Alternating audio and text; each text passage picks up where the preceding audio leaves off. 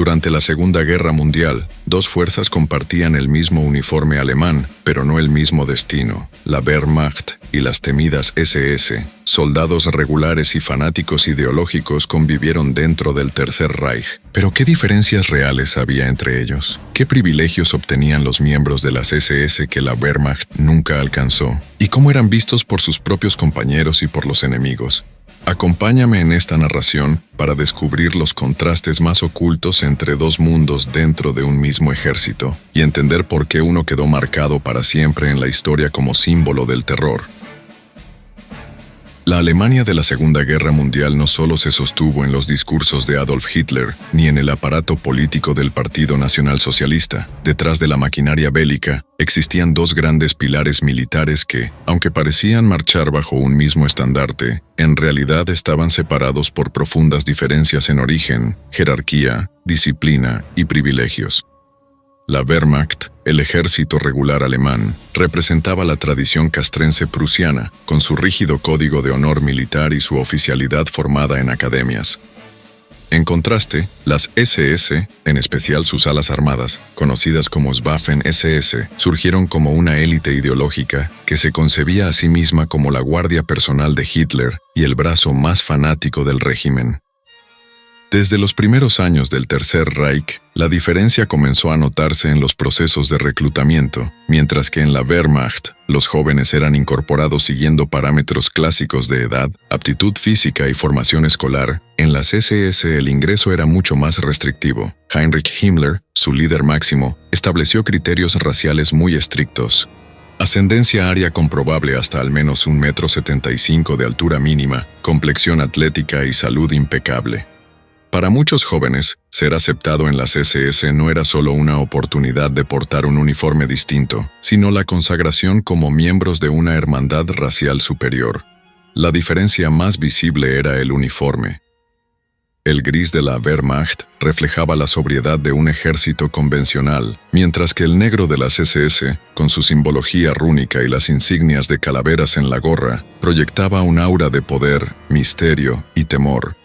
Aquellos uniformes diseñados con una estética casi teatral distinguían a sus portadores incluso fuera del frente, otorgándoles una presencia intimidante entre la población civil y dentro del mismo ejército. Pero no se trataba únicamente de estética. Los privilegios internos que recibían los soldados de las SS superaban con creces a los del soldado común de la Wehrmacht. El entrenamiento de las SS incluía no solo instrucción militar, sino una fuerte carga de adoctrinamiento político e ideológico.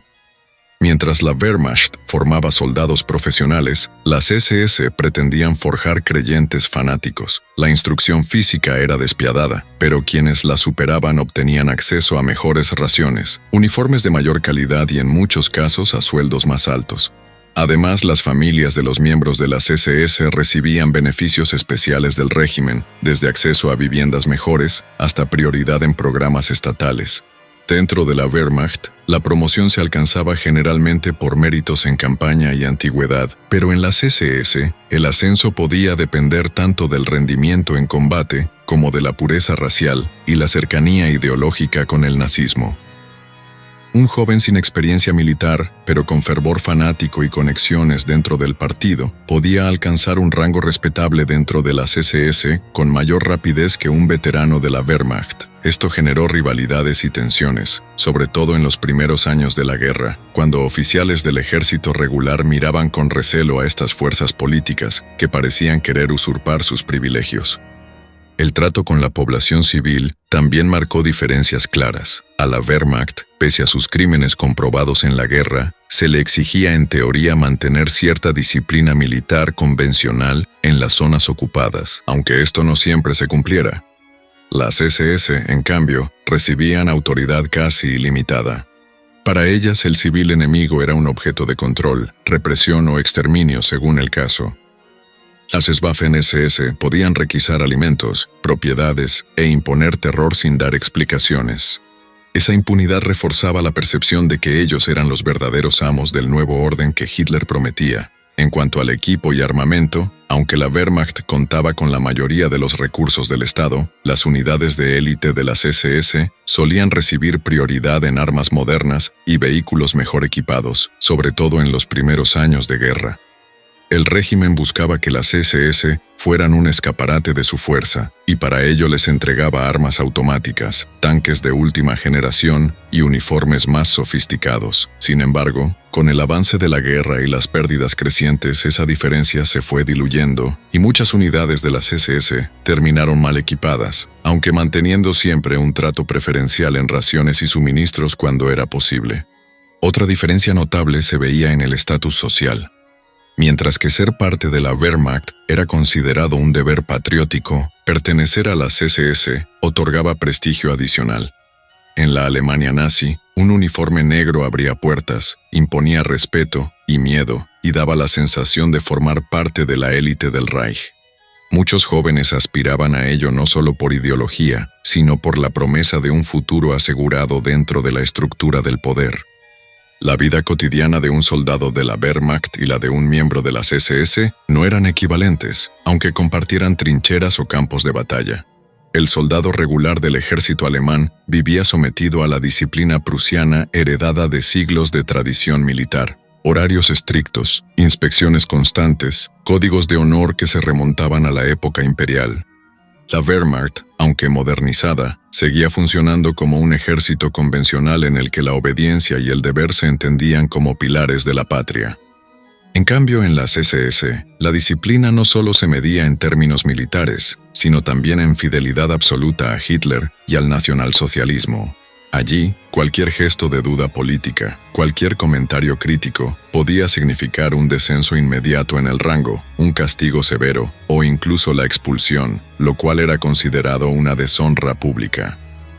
La alimentación marcaba otra diferencia clara. El soldado de la Wehrmacht recibía raciones estándar, muchas veces limitadas por la escasez del frente. Pan negro, sopa aguada, algo de carne cuando era posible, y café de sustitución eran parte de su dieta básica.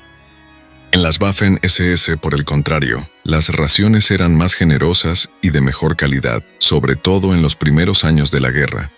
El régimen quería asegurarse de que sus tropas más leales tuvieran la fuerza y la moral para sostener la imagen de invencibilidad. Se les asignaban latas de carne, chocolate, alcohol y café real en mayores cantidades que a los soldados comunes. Esta diferencia, aunque invisible para la propaganda, no pasaba desapercibida para quienes compartían trincheras, generando resentimientos silenciosos entre los combatientes. En cuanto a los rangos y jerarquías, la Wehrmacht mantenía una estructura clásica. Desde el soldado raso hasta el general, cada ascenso requería méritos demostrados en el campo y años de servicio.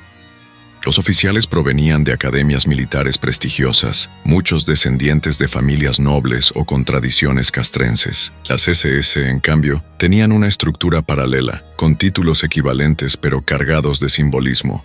Un Sturmbannführer de las SS equivalía en rango a un mayor de la Wehrmacht, pero socialmente podía ser percibido como superior debido a la cercanía ideológica con el Führer. Los ascensos en las SS podían depender tanto del valor en combate como de la devoción política y la pureza racial. Esto permitía que jóvenes sin linaje militar alcanzaran posiciones de poder, siempre que demostraran fanatismo y lealtad sin fisuras. El entrenamiento era otra línea divisoria. En la Wehrmacht, la instrucción estaba centrada en táctica, disciplina, resistencia y el uso de armamento. Los soldados aprendían a obedecer órdenes con precisión y a combatir bajo condiciones duras, pero se trataba de una preparación profesional. En las SS, en cambio, el entrenamiento físico se acompañaba de sesiones de adoctrinamiento ideológico intensivo. Los reclutas pasaban horas estudiando textos raciales, escuchando discursos, aprendiendo sobre la supuesta superioridad aria y el rol del soldado nazi como pionero de un nuevo orden mundial. La meta no era solo crear un combatiente, sino un creyente dispuesto a dar la vida por la visión de Hitler. Fuera del campo militar, los privilegios sociales y familiares eran evidentes. Las familias de los soldados de la Wehrmacht recibían beneficios estatales comunes, como subsidios básicos, pero las de los miembros de las SS gozaban de un trato preferente, eran priorizadas para recibir viviendas, mejor acceso a alimentos racionados y, en algunos casos, exenciones fiscales. Además, los hijos de miembros de las SS tenían más posibilidades de ingresar a organizaciones juveniles con ventajas educativas y deportivas. Se trataba de un círculo cerrado que reforzaba la percepción de pertenecer a una élite destinada a dirigir el futuro de Alemania. El trato de los superiores también variaba. En la Wehrmacht, la relación entre oficial y soldado seguía la tradición de distancia y jerarquía marcada. El oficial era una figura casi aristocrática que debía ser obedecida sin cuestionamientos. En las SS, aunque la disciplina era feroz, se fomentaba una idea de camaradería ideológica. El oficial debía ser un ejemplo de pureza y fanatismo, más que una figura distante. Esto creaba un vínculo emocional que se traducía en una moral combativa distinta. En los castigos, la Wehrmacht aplicaba sanciones militares convencionales, arrestos, reducciones de rango, trabajos forzados dentro de la unidad. En las SS, en cambio, el castigo podía adquirir tintes ejemplares y brutales. Un miembro que demostrara cobardía o deslealtad podía ser degradado públicamente, expulsado con deshonra o incluso ejecutado. El temor a perder el prestigio y el aura de superioridad era un mecanismo de control tan fuerte como cualquier reglamento. En el frente de batalla, las diferencias se volvían palpables. Las unidades de la Wehrmacht eran vistas como el núcleo de la estrategia militar, responsables de ejecutar campañas masivas, operaciones combinadas y ofensivas tradicionales. Las SS eran empleadas como tropas de choque, lanzadas en los puntos más duros del frente para quebrar al enemigo con su ferocidad. Esa función de vanguardia alimentaba la idea de que eran los más valientes y sacrificados, aunque en muchos casos las bajas en sus filas eran altísimas.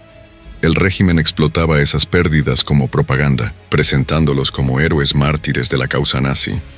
La percepción dentro de Alemania era ambivalente.